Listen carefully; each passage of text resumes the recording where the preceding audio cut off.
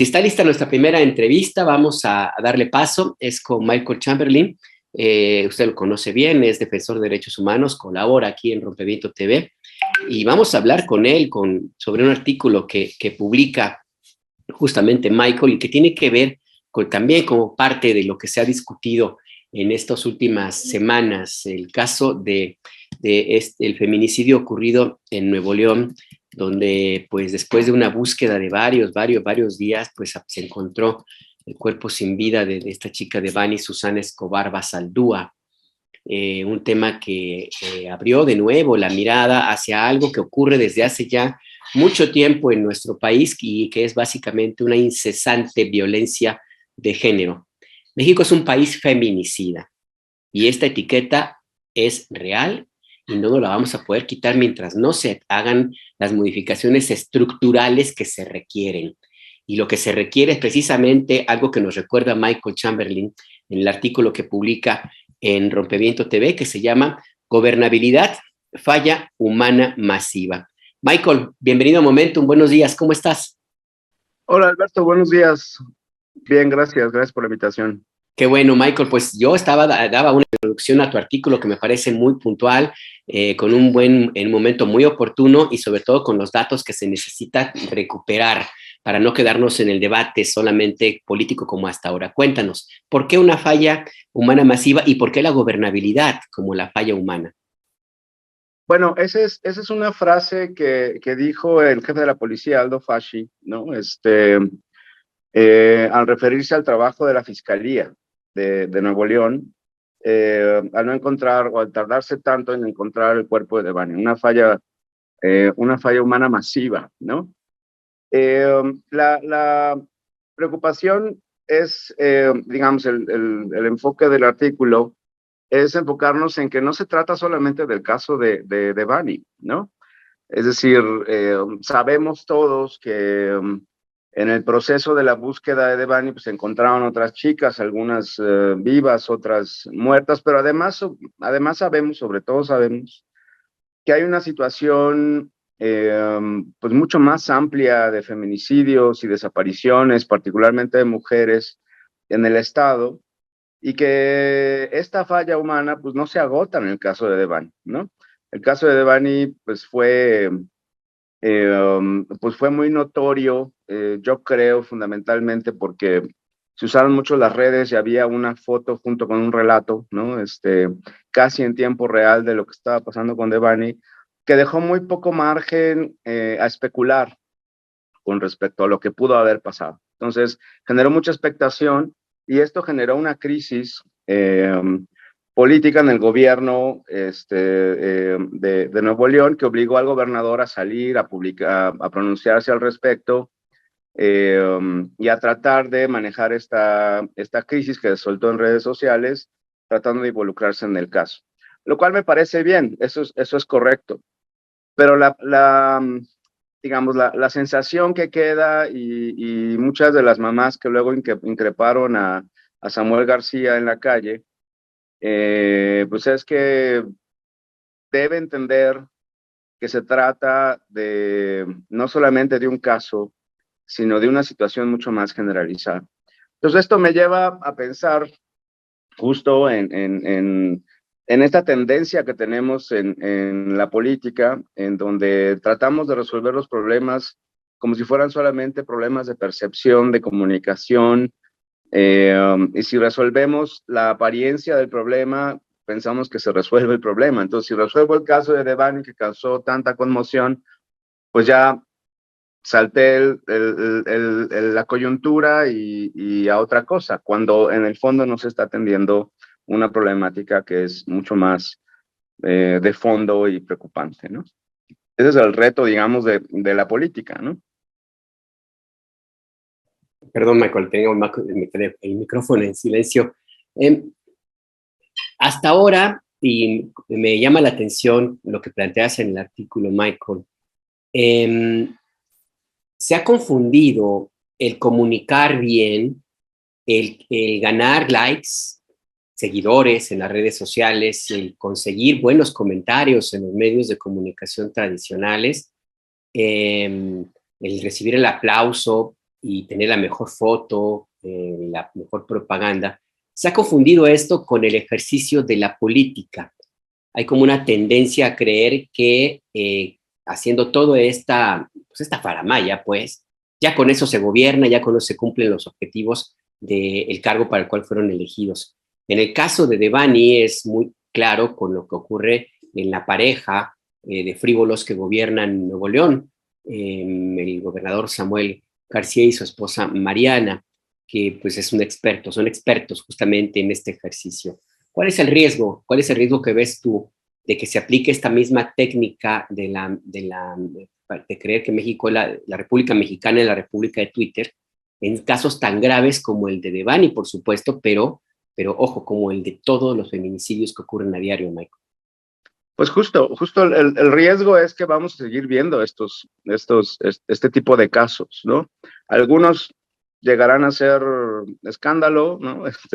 Otros, como la mayoría, ni siquiera se van a conocer, ¿no?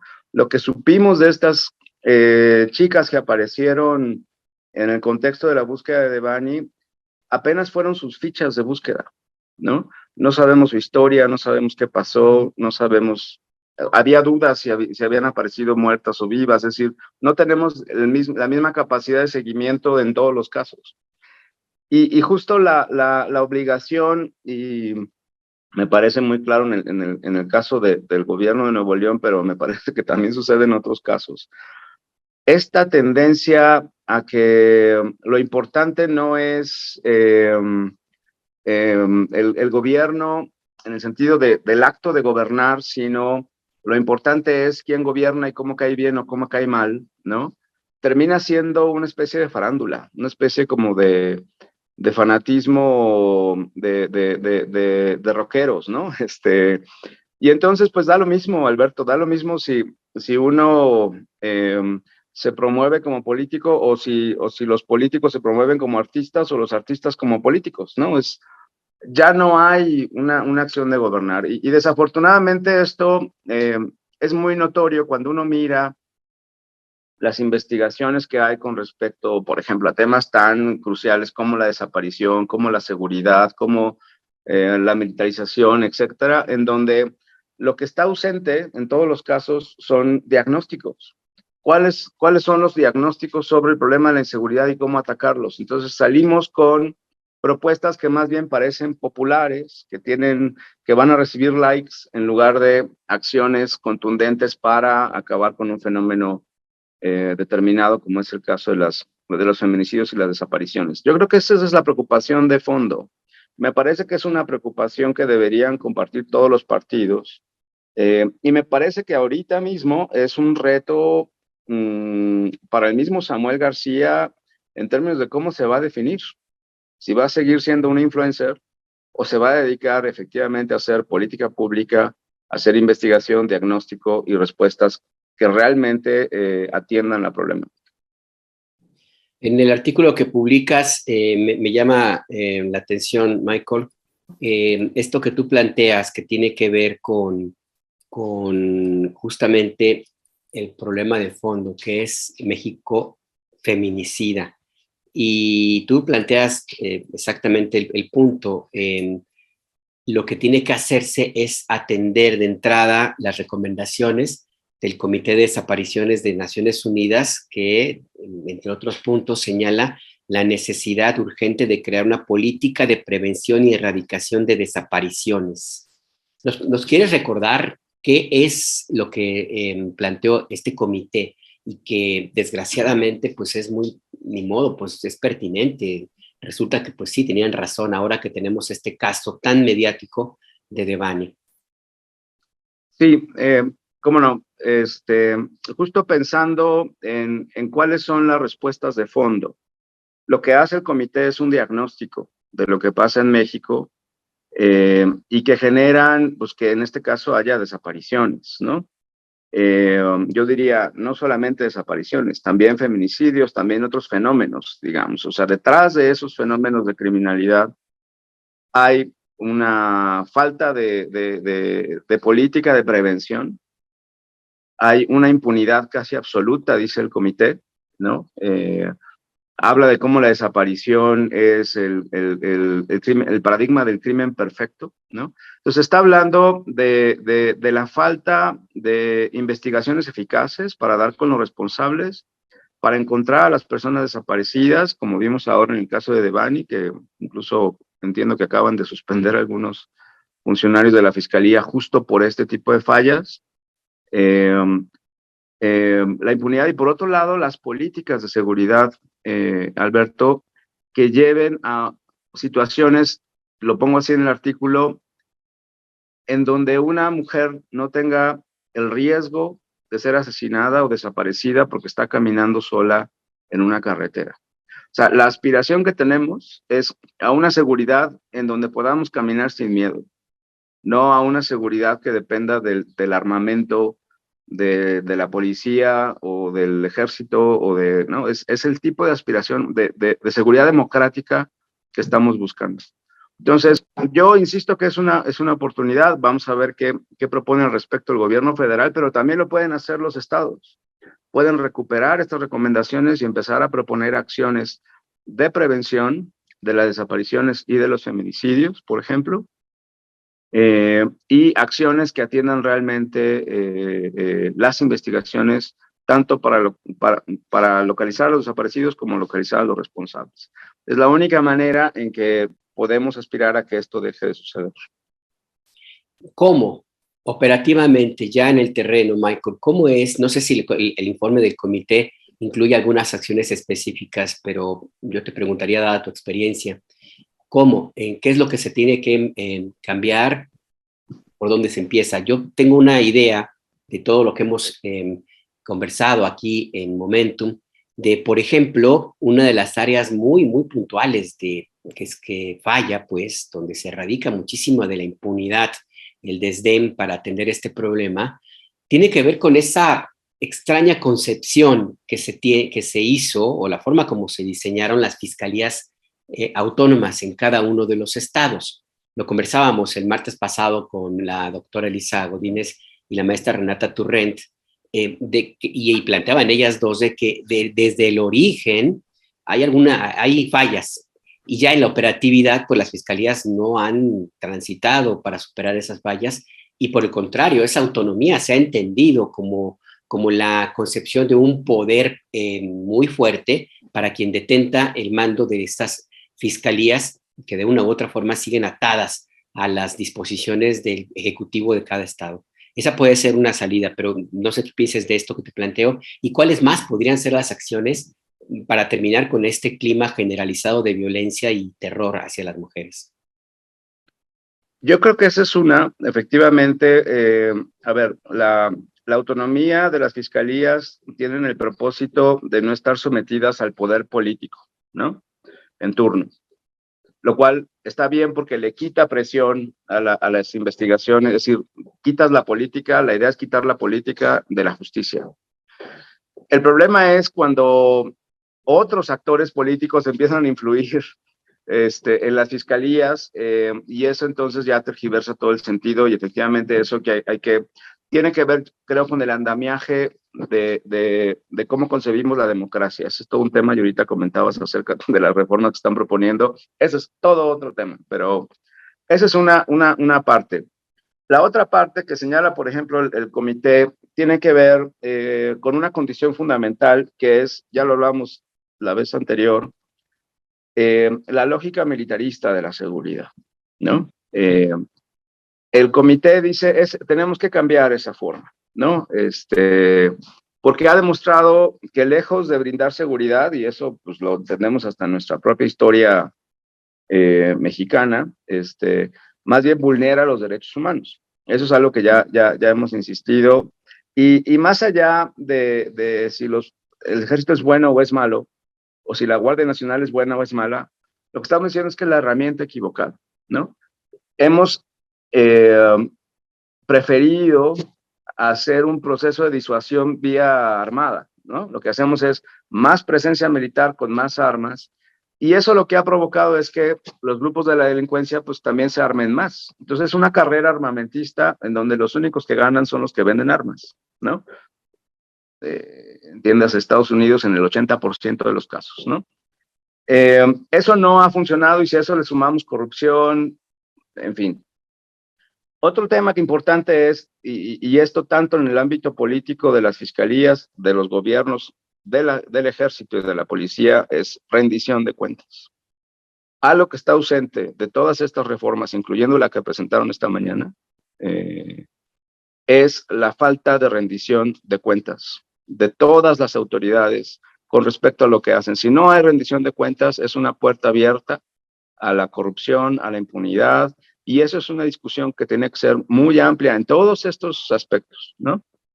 Una cosa que señala además el comité con respecto, volviendo a las investigaciones, es que no hay investigaciones que retomen o que entiendan el contexto en donde ocurren las desapariciones. Y esto también ya lo hemos dicho en muchas ocasiones. Hay, por ejemplo, hay 100,000 desaparecidos, de acuerdo, personas desaparecidas de acuerdo al registro de la Comisión Nacional, y todos estos casos se investigan como si fueran casos aislados, como si hubiera 100,000 responsables a los que haya que capturar, y como si no hubiera patrones. Es decir, las investigaciones lo que hacen es ignorar que existe una criminalidad organizada de grupos de interés que están detrás de muchas de las desapariciones, no de una, de muchas de las desapariciones. Y en el mejor de los casos, a los que detienen y encarcelan son a los menos importantes en una cadena de mando. Entonces, el comité dice, eso se tiene que considerar en las investigaciones de tal manera que se llegue hasta el último responsable, porque ahí sí, en la cadena, si se agarra al último responsable, pues vamos a empezar a tener un efecto disuasorio y un efecto de prevención de nuevas desapariciones, ¿no?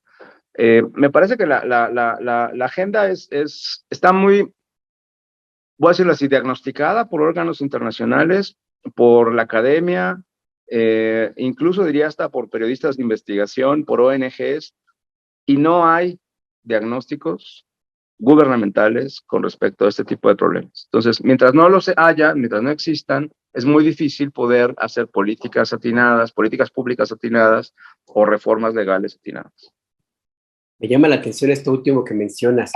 Es decir, que el gobierno federal, por principio de cuentas, y los gobiernos estatales no saben qué es lo que ocurre, no saben dónde están las fallas para atender este gravísimo problema que son las desapariciones de personas, pero también de feminicidios. Yo creo que saben tanto como tú y como yo, Alberto, en el mejor de los casos, ¿no? Porque no hay, insisto, tú trata de averiguar cuáles son los diagnósticos que hacen las secretarías de seguridad pública de los estados, ¿no? De la Ciudad de México, ¿no? ¿Cuáles son entonces lo que vamos a atender, digamos? ¿Cómo vamos a hacer para desmembrar los grupos criminales reduciendo la posibilidad de la violencia? Ese tipo de cosas no existen. Existen en la academia, pero no existen a nivel gubernamental. Y volvemos al problema, ¿no? Si seguimos pensando que gobernar es ser un rockstar, ¿no?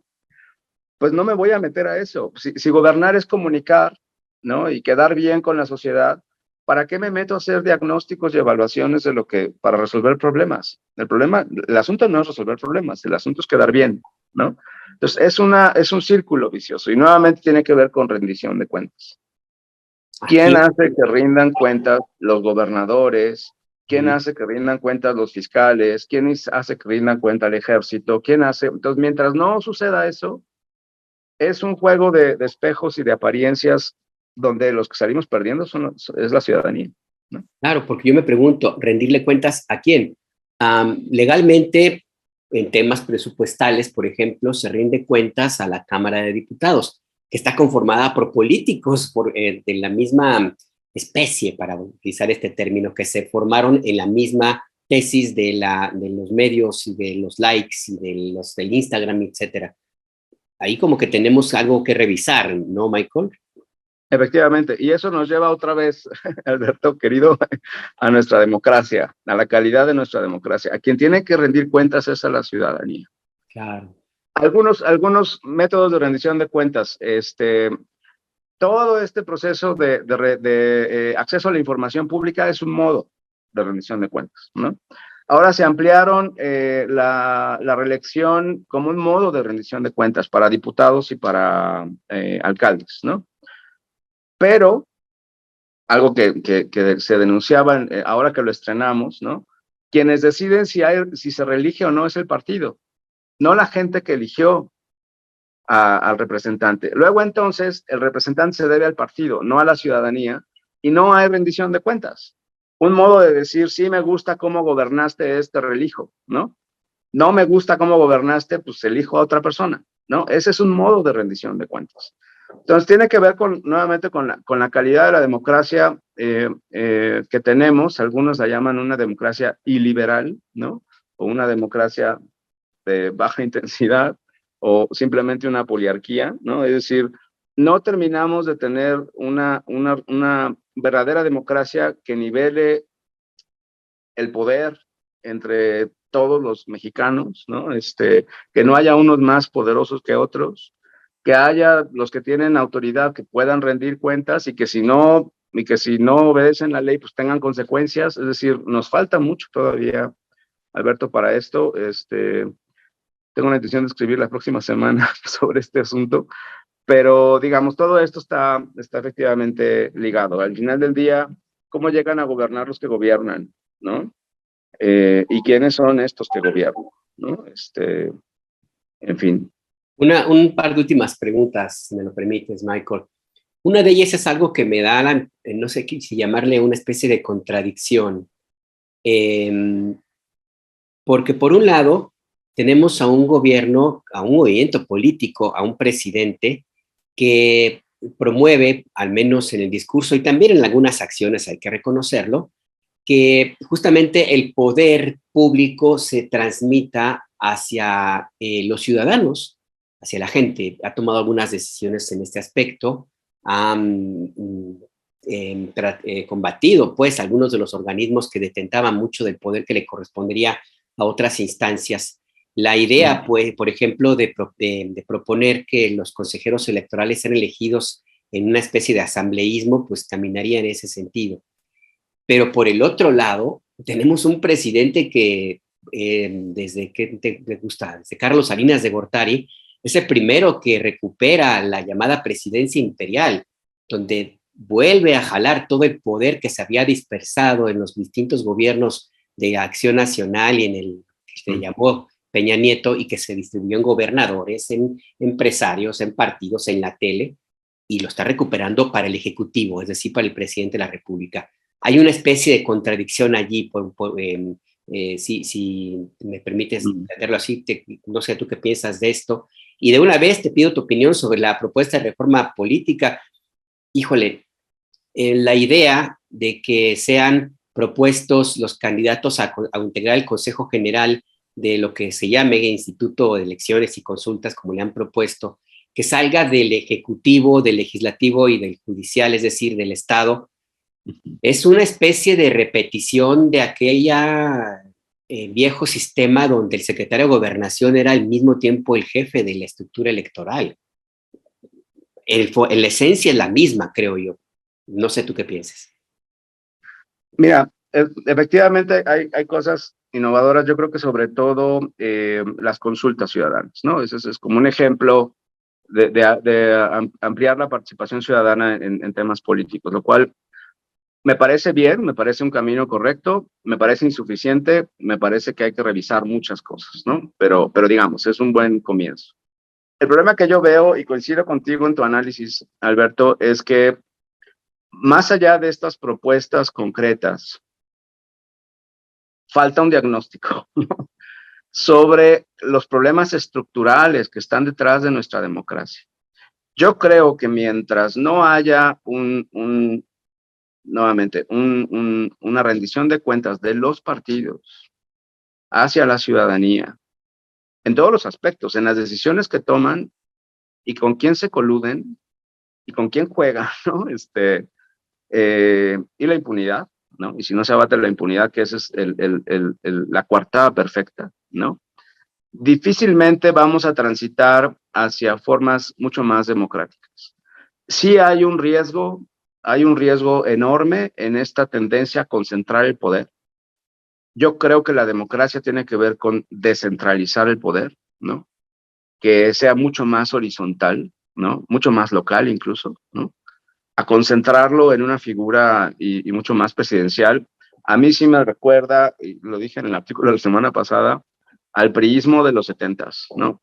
Y eso ya vimos a dónde va, a dónde nos lleva, y me parece que es muy peligroso, no por no necesariamente por este presidente, por el que venga, ¿no? Pensémoslo así, ¿no? Entonces, si no hacemos un diagnóstico, un análisis de la calidad de nuestra democracia, de la calidad de la representación, si no miramos hasta dónde la delincuencia organizada también es un jugador político en este tipo de decisiones, nos vamos a meter el pie y vamos en lugar de ampliar las libertades, vamos a empezar a restringirlas. Entonces, me parecen bien las iniciativas, me falta el diagnóstico de fondo, ¿no? Para decir, oigan, esto va a ayudar, no va a ayudar. Yo tengo muchas dudas sobre eliminar los plurinominales. Tengo muchas dudas de que sea lo correcto porque era tú lo decías hace un momento, o sea, era una manera de equilibrar, ¿no? Y hacer más horizontal el poder de representación, porque hay una sobre representación si no hay plurinominales. O sea, todos los que no votan por el que gana no están representados y eso pueden ser millones de personas, ¿no? No solo eso, pero digamos, volver a concentrar el poder, los carros completos que veíamos antes con el PRI, es sumamente peligroso. Prefiero los equilibrios y las discusiones y los debates al poder absoluto, ¿no? Y eso es lo que creo que si no tenemos cuidado, vamos a ir hacia allá.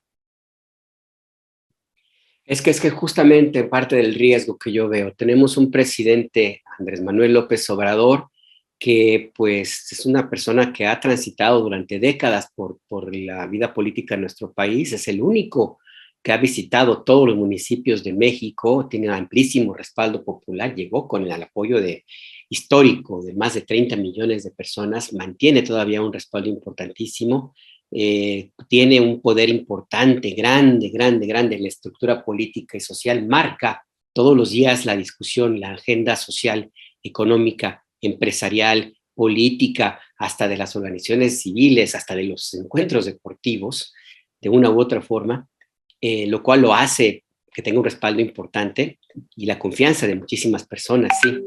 El problema es que él termina su mandato en septiembre de 2024 y ahí el que venga, quién sabe, como tú bien dices, Michael, yo sí estoy convencido de que la popularidad, el respaldo, pero sobre todo la capacidad y el entendimiento y de operación política que tiene López Obrador no se transmite por ósmosis. No te lo va a pegar en un abrazo. Te puede, no sé, eventualmente transmitir cariño, empatía, pero toda la sapiencia política, esa no.